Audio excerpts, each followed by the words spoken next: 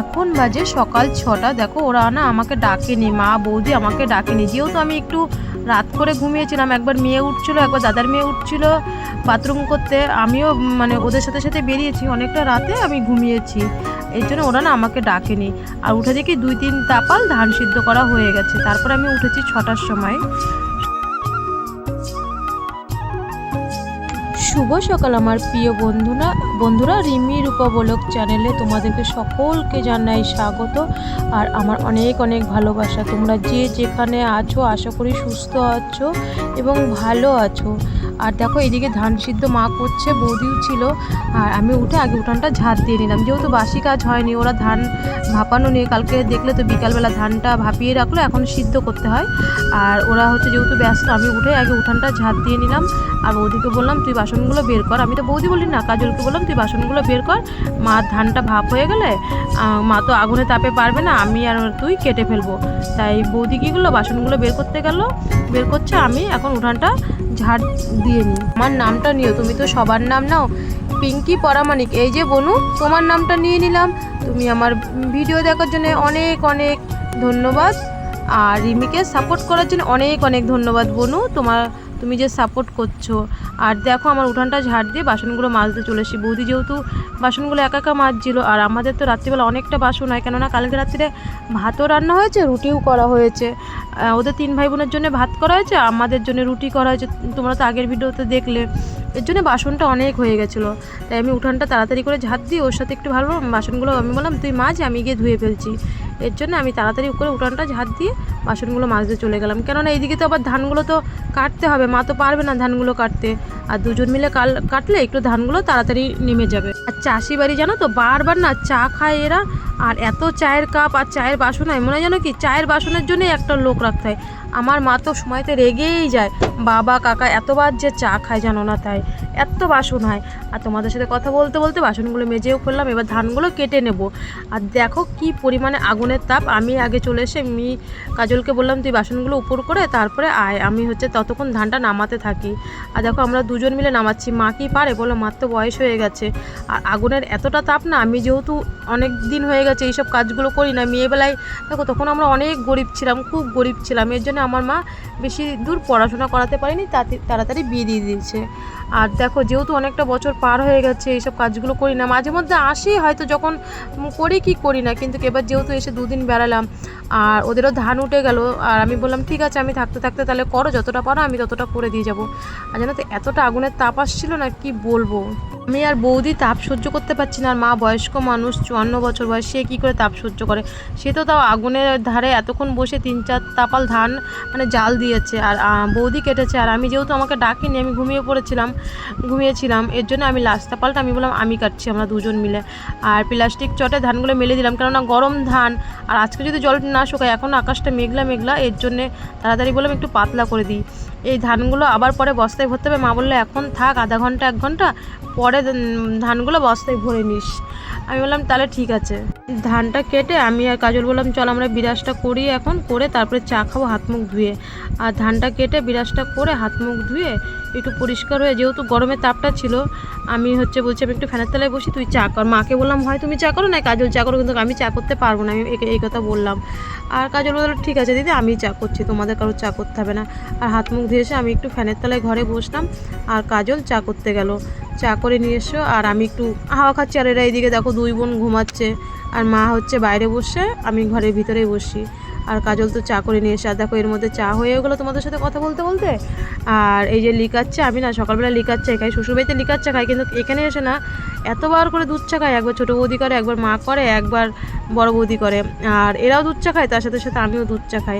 আর রান্নার বেলাটা হয়ে গেছে, আমি বললাম, মা বললো একটু, আর আমাদের তো টাইম কল আছে, টাইমের জল চলে এসে, এর জন্য আমি হাঁড়ি আর কড়াই আর বালতিতে যেইগুলোতে জল ভরতে হয়, আমি জলগুলো ভরে মাকে সব গুছিয়ে দিয়ে গেলাম, কেননা মা তো টেনে আনতে পারবে না।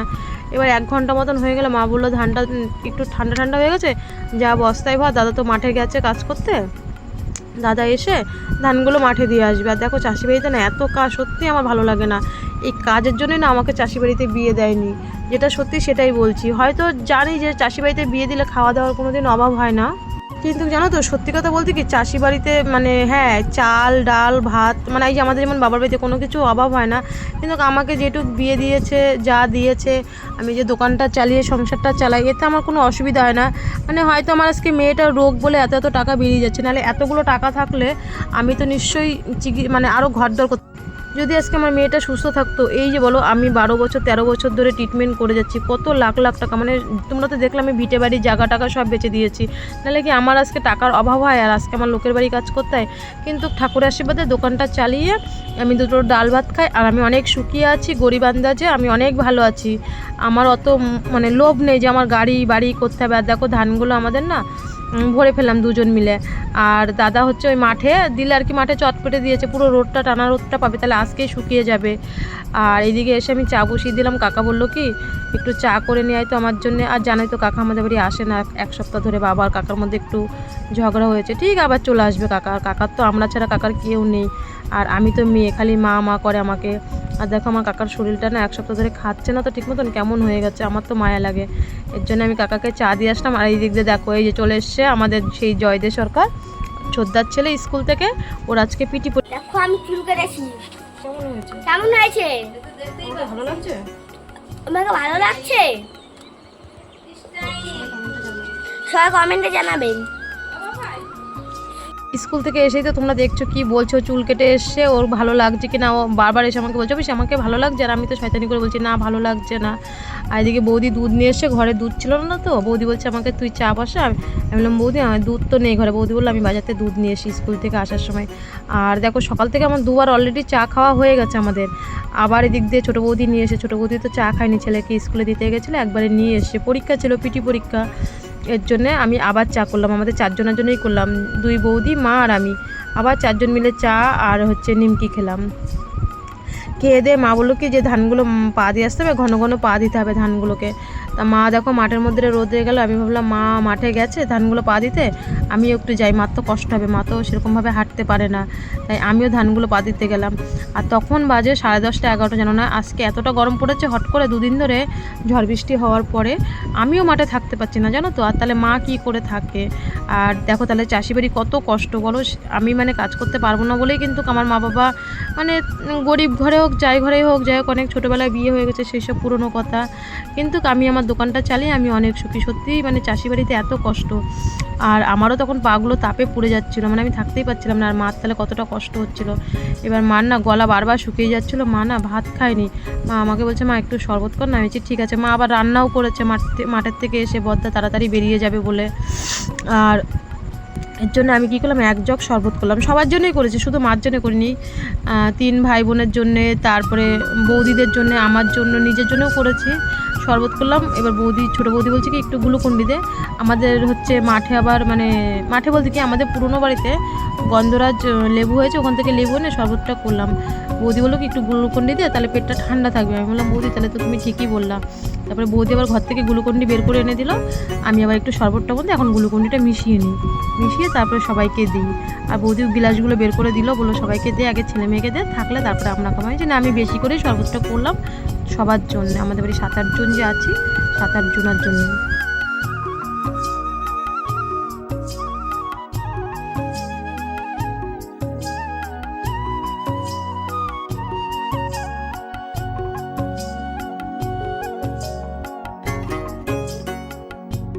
দেখো এইদিকে না চা বসিয়েছি, আবার বাবা চা খাবে, বললাম না আমাদের বাড়ি সারাটা দিন চা হয়।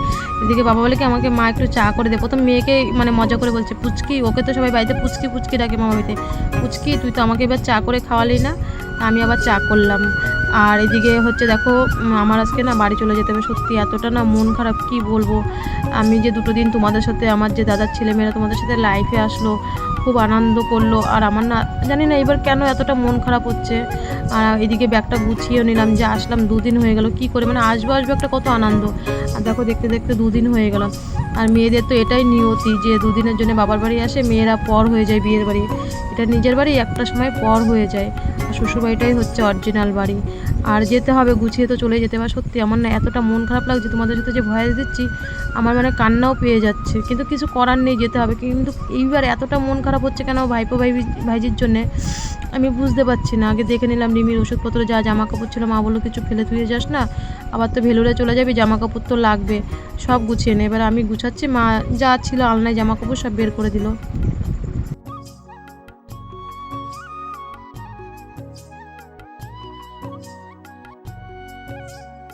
চলে যাব। ছোটো বৌদি বললো কি, যা বাবাও বললো পুরনো বাড়িতে, এটা আমাদের হচ্ছে পুরনো বাড়িতে একটা গন্ধরাজ লেবু আছে, কটা লেবু নিয়ে যা, তোদের তো সব কিনেই খেতে হয়। আর দেখো এত লেবু হয়েছে, মানে মাটির থেকে লেবুগুলো এখনও সেরকমভাবে বড় হয়নি, মানে 1 বিঘ মতন বড় বড় হয়, খুব রস হয়। আর ছোটো এখনও। আমি কী করলাম, 6-7টা লেবু পেলাম, একদম মাটির সাথে রয়েছে। আর সারা পাড়ার লোক সবাই এই গাছের থেকে লেবু তুলে খায়। আমি কী করলাম, আমি 4টে নিয়ে যাব, আর ছোটো বউ মানে বাড়ির জন্যে মানে 4টে লেবু থুয়ে যাবো। এর জন্য আমি কী করলাম, 8টা লেবু তুললাম। তুলে মা ছিল এখানে মাঠে ধান পা দিচ্ছিলো। আমি মাকে বললাম, মা লেবুগুলো তুমি এখন বাড়ি নিয়ে যাও, আমি আসছি, একটু দিদির সাথে কথা বলে বাড়ি চলে যাব।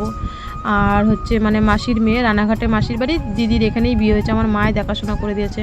আর বাড়ি গিয়ে আমি স্নান খাওয়া দাওয়া করে দেখো এর মধ্যে রেডি হয়ে গেছি। আর রেডি হয়ে না আমার সত্যি মনটা এত কষ্ট হচ্ছে। আর আমার মা না হাওয়াও করে কাঁদছে আমি বিএমটি করতে যাব বলে। আমি বললাম, কেন কান্না করছো কেন, যা হবে ভালোর জন্যই হবে, আর তুমি তো যাবা আমার বাড়িতে, আমি যখন ভেলুরে যাব। এর জন্য মা বলে আগে বড় ঠাকুরের কাছে নমস্কার করে যা। বড় ঠাকুরের কাছে নমস্কার করে রিমিও হচ্ছে বড় ঠাকুরের কাছে নমস্কার করে আমার দিদি জামাইবাবুকে প্রণাম করে আমার মেজো কাকাদের বাড়ি গেল, কিন্তু কাকিকে পায়নি, কাকি হয়তো মাঠে ছিল। আর বেরিয়ে গেলাম, মানে মা জানো না সমানে হাওয়াও করে কাঁদছে। আমি যে তোমাদের ভয়েসটা দিচ্ছি আমারও কান্না পাচ্ছে, এদিকে দাদার মেয়েও কান্না করছে, দিদিভাই চলে যাচ্ছে, দাদার ছেলেরও মনটা খারাপ। আর দেখো আমার না এত কান্না পাচ্ছে কি বলবো জানো না, আর ভয়েসটা দিচ্ছি তাও আমার মানে কান্না আসছে। আর এদিক দিয়ে দাদার মেয়ে বলছে চলে যাবে চলে যাবে, সবাই রাস্তায় দেখো দাঁড়িয়ে আছে আমি যখন চলে যাব। আর রিমিকে মাস্ক পরায়নি, দাদা গাড়িটা করেই দিল, টোটো বললো না বাড়ি অবধি চলে যায়। এখন বাজে দেখো তোমার 12:30 বেরিয়েছি, কেননা যার টোটোতে যাব তার আবার ভাড়া আছে, বললো আমাকে দিয়ে এসে ভাড়া দেবে। আর দেখো 2 বোনে কত মানে আদর খাচ্ছে।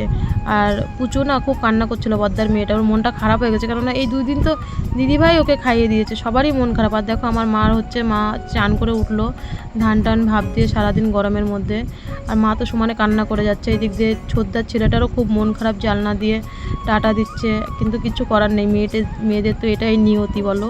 তোমরাও যারা ভিডিওটা দেখছো তাদেরও তো এই তো নিয়তি বলো। আর এটা হচ্ছে আমার জ্যাঠার ছেলে, মানে পাড়া প্রতিবেশী জ্যাঠার ছেলে, আমাকে হচ্ছে দিয়ে যাবে। আসতে গেলে এখন 2 ঘন্টা টাইম লাগবে। ডাইরেক্ট দাদা বললো, টোটোটাকে বললো যা নেবে ভাড়া, তুই হচ্ছে ওকে বাড়িতেই দিয়ে আসবি। আবার ভেঙে যাবে এই গরমের মধ্যে মেয়েকে নিয়ে। আর আমার এত কষ্ট, এত মন খারাপ হচ্ছিলো, মেয়ে কথা বলছিল, আমার না ভালো লাগছিল না। আর আমি হাই রোডে চলে আসলাম। আর এই যে দাদাটাকে দেখছো না, আমার কিন্তু বিয়ের ইস্যুটাই হচ্ছে এই দাদা। এই যে দাদা দেখছো, এই বৌদির বাবা মাই আমাকে দেখাশোনা করে বিয়েটা দিয়েছে। মানে এই দাদার অনেক আগে বিয়ে হয়েছে, তখন আমি খুব ছোট্ট। আমার হয়তো এই বিয়ের কথা তোমাদের সাথে আজ পর্যন্ত শেয়ার করিনি। এই যে দাদা যে মানে টোটোটা চালাচ্ছে, এই দাদার শ্বশুরই আমাকে পছন্দ করে দিয়েছে, মানে বৌদির কাকার সাথে আমার বিয়েটা হয়েছে। এবার যেহেতু এই দাদার কিন্তু 3টে মেয়ে, 2টো মেয়ের অলরেডি বিয়ে হয়ে গেছে, তাদেরও বাচ্চা হয়ে গেছে। তখন আমি খুব ছোট্ট, ওই দাদার যখন বিয়ে হয় তখন ছোট্ট থেকে দাদার শ্বশুর শাশুড়ি আমাকে দেখছে ছোটোবেলার থেকে। তখন দাদা শ্বশুর শাশুড়ি আমার সাথে, মানে আমার যার সাথে বিয়ে হয়েছে রিমির বাবার সাথে, ওরা মানে আর কি মানে পাড়া প্রতিবেশী কাকা, মানে ভাই হয় পাড়া প্রতিবেশী। তখন বলছে যে ভাই আমি ছোট থেকে রূপাকে দেখছি, আমার শ্বশুরকে বললো, আর যেহেতু যাতে পড়ে গেছে, উঁচু বংশ পড়ে গেছে, তোমরা নিমেষে নিতে পারো। আর তোমাদের সাথে বিয়ের কথা তো শেয়ার করা হয় না। দেখো কথা বলতে বলতে আমি বাড়ি চলে আসলাম, বাড়ির কাছেই প্রায় চলে এসেছি, আমাদের বাজারে ঢুকে গেলাম বাড়ির সামনে। আর এখন বাজে তোমার, আমি তো 12:30টার সময় বেরিয়েছি, 3টে, মানে তাড়াতাড়ি চলে এসেছি, যেহেতু রিজার্ভ গাড়ি করে দিয়েছে, কোনো জায়গায় নামতে হয়নি। বদ্দাই বললো যে রিজার্ভ গাড়ি করে দিই, বদ্দাই ভাড়াটারা দিয়ে। আর মা যেন তো আসার সময় আমাদের যে ক্ষেতের সবজি, চিচিঙ্গা, তারপরে পটল, যা থাকে, চাল কুমড়ো, সব সবজি মা তুলে দিয়েছে। আমি আনবো না তাও দিয়ে দিয়েছে। আর যেহেতু আমাদের ঘরের চাল, মা বলে আমরা কিনে তো খাই, 10 কেজি চালও নিয়ে যা। আর দাদা কি আমি গেলে আবার যখন যাব তখন আবার দিয়ে আসবো, তোদের তো সবই কিনে খেতে হয়।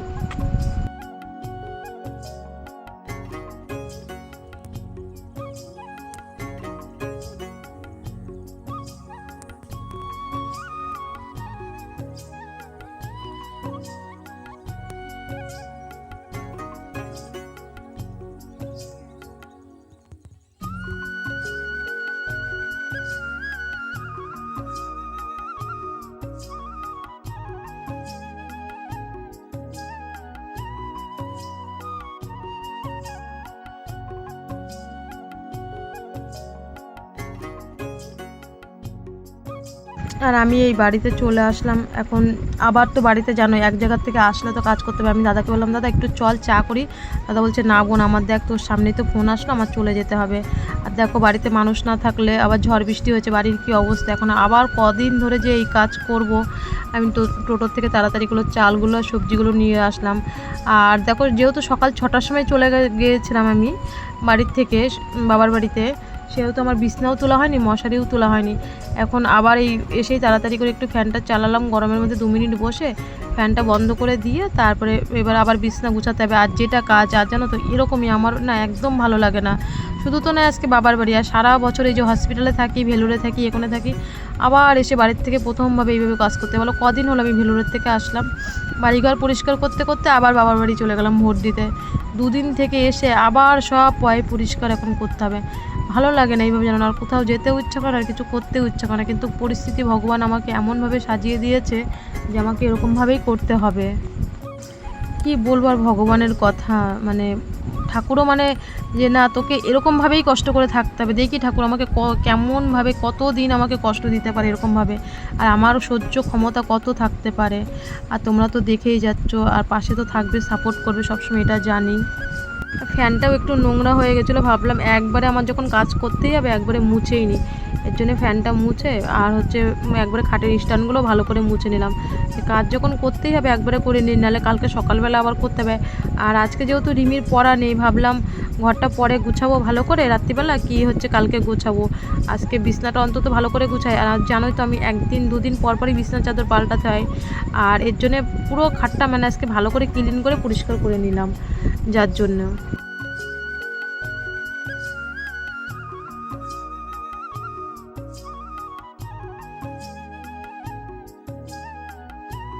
আমি সবসময় নিচে না একটা চাদর পেতে বিছনার যা আছে সব নামিয়ে তারপরে মানে ঝাড়ঝুড় দিয়ে তারপরে আমি বিছনাটা পাতি, সবসময় এইভাবেই করি। আর নিচে বিছনাগুলো সব কিছু নামিয়ে তারপরে, আর জানোই তো চাদরের জন্য আমার 3-4টে চাদর লাগে, যেটা সত্যি সেটাই বলি, কারণ আমার 2 দিন পর পর মেয়ের জন্য চাদর পাল্টাতে। আর ঘরে মাস্টার আসলে জানো তো ভাঙা ঘর থাকলেও পরিষ্কার করে রাখতে হয়। যতই মাটির ঘর বা বেড়ার ঘর হোক, আজকে যদি আমার দালান ঘর থাকতো, সবাই যে দালান ঘর আছে ভিডিওতে ছাড়া তারাও তো পরিষ্কার করে রাখে। আমার ভাঙা ঘর হোক না, আমি সেই পরিষ্কারটা ভাঙা ঘরের মধ্যেই করে রাখবো। আর এর মধ্যে কথা বলতে বলতে দেখো আমার চাদরটাও পেতে ফেললাম তোমাদের সাথে কথা বলতে বলতে। আর কত গল্প করছি বলো তো তোমাদের সাথে। আর চাদরটা সুন্দর করে পেতে আমি ভাবলাম রিমি যদি একটু শয়, টোটোতে ওর ঘুম ঘুম পাচ্ছিল, দাদুর কাছে শুয়ে আছে, দাদু হাওয়া দিচ্ছে বারান্দায়। আমি বললাম, মা এবার এসে ঘরে শো। আর তোমাদের সাথে কথা বলতে বলতে জানো তো 2 দিন আগে যে ঝড় বৃষ্টি হলো না, তখন কিন্তু একটু ঠান্ডা ঠান্ডা পড়েছিল। আমি কিন্তু ব্ল্যাঙ্কেটটা তুলে দিয়েছিলাম, সেই ব্ল্যাঙ্কেটটা আবার বের করেছি 2 দিন আগে। আবার ব্ল্যাঙ্কেটটা তুলতে হবে, ভেলোরে যাওয়ার আগে তুলে যাব। আর বালিশের কভারটাও সুকেস থেকে বের করে একটা পাল্টি, আর একটা যেহেতু 2 দিন আমি ঘরে ছিলাম না, এর জন্য বালিশের কভারটা আমি 2 দিন আগেই কিন্তু পাল্টিয়েছি। তাও ভাবলাম যে না, মেয়েকে পাল্টিয়ে দিই বালিশের কভারটা। আর হয়তো তোমরা অনেকে বলতে পারো, দিদিভাই তোমার একটা বালিশ কেন? আমি না বালিশ মাথায় দিয়ে না ঘুমাতে পারি না, কেন কি জানি না, এর জন্য আমি বালিশ মাথায় দিই না। ওর জন্য আমি আলমারিতে বালিশ তুলে রেখেছি। দেখো যতই বের করবো ততই নোংরা হবে। বড় কথা হচ্ছে আমি বাড়ি থাকি না, সব থেকে বড় কথা হচ্ছে এটাই। এই ভেলোরে গেলে 15 দিন 1 মাস পর পর বাড়ি আসতে হয়, এর জন্য আমি বের করি না। ভাবি কি যে না একটাই, আর আমি পারিও না বালিশ মানে মাথায় যদি দিয়ে আমার ঘুম হবে না। আমি বাবা আসলে তখন মানে বের করতে হয় বালিশ, কিবার লোকজন আমার মা কি কেউ যদি মামা শ্বশুর টশুর আসে তখন বের করি। আর কথা বলতে বলতে দেখো আমার মানে বিছনাটা গুছানো হয়ে গেল। আর চাদরগুলো বালিশের ওয়ারটা আমি ভাবলাম কালকে মানে সকালবেলা ধুয়ে দেবো, কেচে দেবো। আর এখন ঘরটা আমি হচ্ছে ঝাঁট দিয়ে নিই। আর এখন ভালো করে আমি ঘর উঠানটা ঝাঁট দিয়ে নেবো। যদিও আমার উঠানটা একটু পরিষ্কার ছিল, শ্বশুর বলছিল, বাবা বলছিল যে আমি দুপুরবেলা ঝাঁট দিয়েছি, তো ঝাঁট দিতে হবে না। আমি বললাম ঠিক আছে, আমি হালকা করে ঝাঁট দিই। কিন্তু ঘরের যা নোংরা ছিল, 2 দিন না থাকলে জানোই তো মানুষ। আর দেখো তখনও না 3-3:30 বাজে, এত রোদ হচ্ছিলো। আমার বারান্দাটা তখন রোদ আসে, মানে ক্যামেরাটা যে আমি করছিলাম, আর যেন ক্যামেরা আমার হয় চেয়ারে নাই টুলে রেখে ক্যামেরাটা করতে হয়। আজ এই পর্যন্ত, ভালো থেকো সবাই, সাপোর্ট করো, পাশে থেকো, এটুকুই।